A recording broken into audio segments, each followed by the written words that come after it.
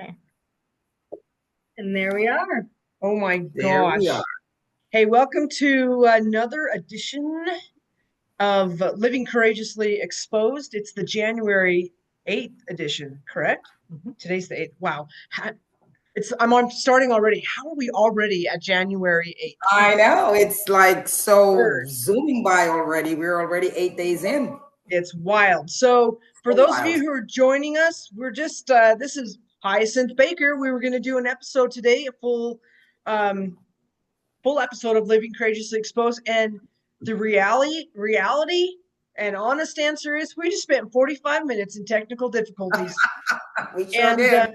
and so it's one of those moments where we've been talking it out with each other. We're going to kind of just go with the flow and the trusting of ourselves that maybe right now isn't the best moment for us to be doing a full episode, but we wanted to introduce you to Hyacinth so that in the right near future you'll have something to look forward to. So I'm actually going to just step back a little bit because I don't have the this is like lots of my podcasts. I meet cool people and I'm like, I must have you on my podcast.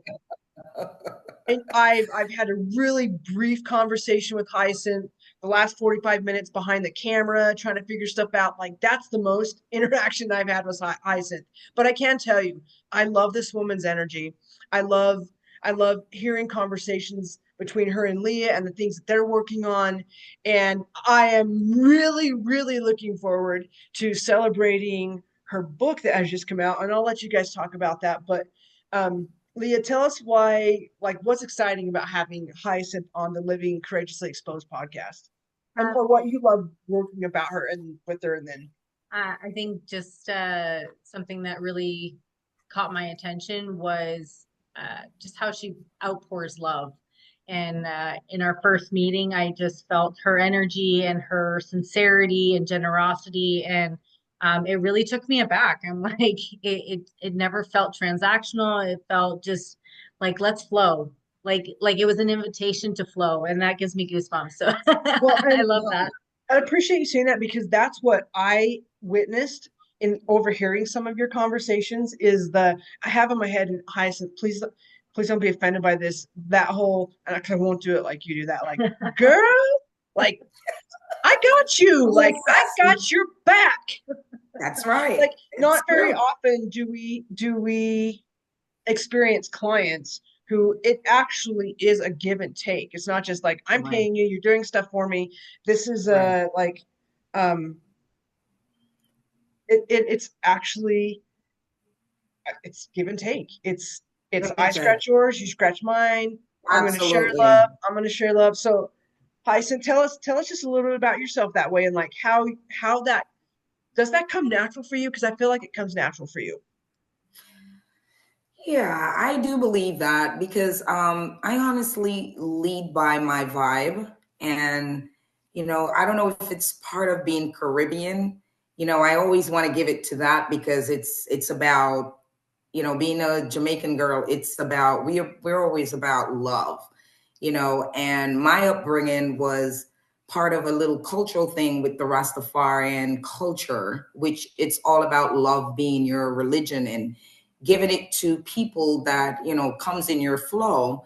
And because of that, having that growing up with, I feel like it's actually my own mantra, my way of life. It's a way of life, so that's how I am naturally. And so for me, I can only deal with that kind of energy, and Leah has that energy, and so it was just flowing like she says you know It's I find that so fascinating because I know you live in like New York and that Mhm. Wait, New like York? how do You you lived in Florida. know I know. Well, when I got here from Jamaica back in the 80s, that was the city I came to. That was my state. And I was, a young adult. So for me, it was just such a punch. New York City has a punch to it. And it's kind of that same city feel coming from Kingston, Jamaica, because Kingston is the capital of Jamaica and it's very festive. So New York was just the same. So it was so easy for me to connect both energy and just all wrap it up in one. And I was Really? on a roll. I was totally on a roll. So I had so many things I wanted to do as a teenager, and I did them all growing up in New York because the access is there. And so for me, I really use New York City to be where I am today. Honestly, most of what I've done in my life is in New York. It's just where it's just so much to do in New York. And if you are on that, kind of journey, it's all there. You just got to go out there and find it. And it was fun doing that for me back then. So, that's where all this juice come from. New York City is a place to be, honestly, when you want to get involved with all kind of different things that, turn out very well, positively, of course.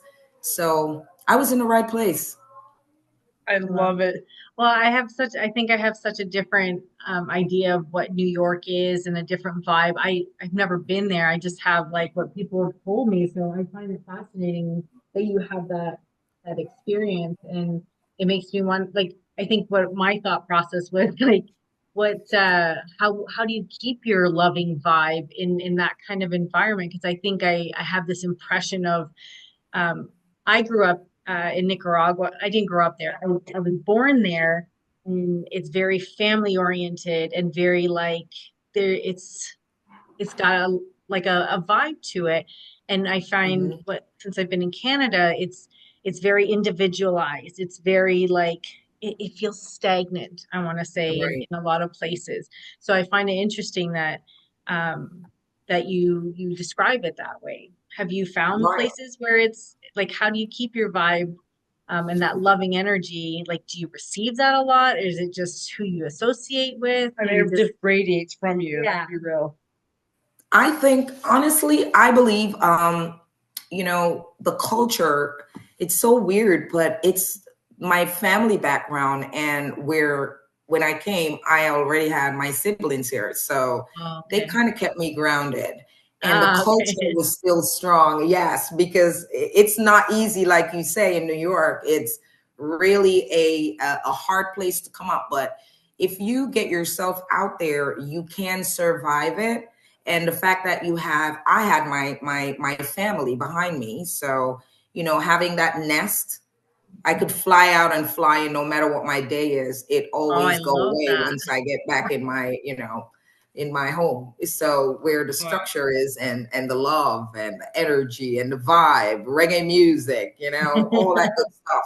That keeps me alive in New York City throughout until I was old enough to actually make the right decision and actually meet, good people, because it's so much riffraff, but then eventually you find people that are on your energy field. And I started to learn to choose the right people and people that are on missions, and then I eventually had my own little create my own little what would you call it, family outside of my family, and Right. everybody was into a lot of the same things that I was doing. And until this day, those are a few, which is a few of us, to be honest. And so those are the same people that I'm actually like a tribe with. And it's true. I just believe that wherever you are, you do need, no man is an island. You do need some people in your corner to keep you grounded while you go out and fish. Oh my gosh. That's so I love amazing. it. And I like am so excited to I want to continue this, but guess what? We're gonna leave it right there. That's right. Stay tuned for more. We got Right? this. You can just sit on the edge of the cliff. You can dangle your That's feet right. over, eat your snacks, and look out and be like, "Wait, when is the next episode with Hyacinth That's Baker? right. It's gonna Yes. come soon." Hyacinth, I actually really appreciate one just the patience in sticking with this and figuring out how cameras work and the technical Mhm. difficulties we were experiencing, and then being willing to just give a little snippet of who you are once the camera was on, and also just staying in that energy of like, we're just going to trust this process. we're human beings, Absolutely. and maybe right now is not the time for the full episode. And just that you were willing to be a part of that and just do this how it needed to be today. Just huge Mhm. thank yous. And we Yes. will get with you to I totally want you to keep talking, but I don't want you to keep talking because there's so much I wanted like all that meat and yummy in the full episode. So if you're hungry for more, friends, stay tuned. Stay tuned. Hyacinth has so much to share, um, and I'm excited to get there. So with that, I'm just going to say thank you to you for being willing to just pop on and have a quick episode of Living Courageously Exposed. And this is part of what we do, friends. This is real life. Sometimes real life just doesn't turn out how you want it to. And you just do what you can do and you flow. And yeah, you have your peeps who support you and build you back up and help you grow. And that's what we're here to do. And be real. So until the next full episode with Hyacinth, remember, I said, yeah. be bold, Be be courageous. And courageous, and courageous. be a rebel. We'll see you soon.